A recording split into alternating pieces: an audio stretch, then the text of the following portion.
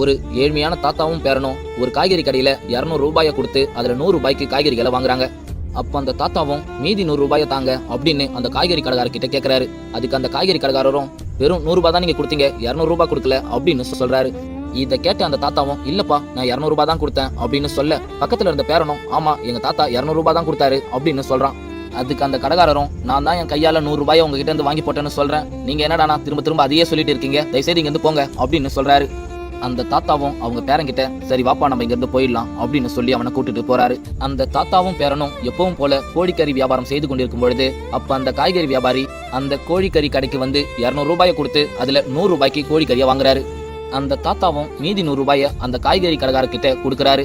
இதை பார்த்த அந்த பேரனும் ஏன் தாத்தா அவர்கிட்ட 100 ரூபாயை திருப்பி கொடுத்தீங்க, நீங்க 100 ரூபாய் தான் கொடுத்தீங்க அப்படின்னு சொல்லி அவரை மாதிரியே நம்மளும் அவரை ஏமாத்திருக்கலாம்ல அப்படின்னு கேட்கறான். இதை கேட்ட அந்த தாத்தாவும் அது ரொம்ப தப்புப்பா, நம்மள அவங்க ஏமாத்தினாங்கன்னு சொல்லிட்டு நம்ம அவங்கள ஏமாத்தக்கூடாது, அதே மாதிரி மற்றவங்களை ஏமாத்தி பழைக்கிற அந்த காசு நம்ம கையிலயும் நிக்காது, அது மூலயமா வாங்கி சாப்பிட்ற உணவு நம்ம உடம்புலையும் ஒட்டாது. மாறா நான் சொல்ற இந்த விஷயத்த நீ என்னைக்கும் மறந்துடாத, நம்ம வாழ்க்கையில நம்ம ஏமாந்து கூட வாழலாம், ஆனா மற்றவங்களை ஏமாத்தி என்னைக்கும் வாழக்கூடாதுன்றத நீ என்னைக்கும் மறந்துடாத அப்படின்னு சொல்றாரு.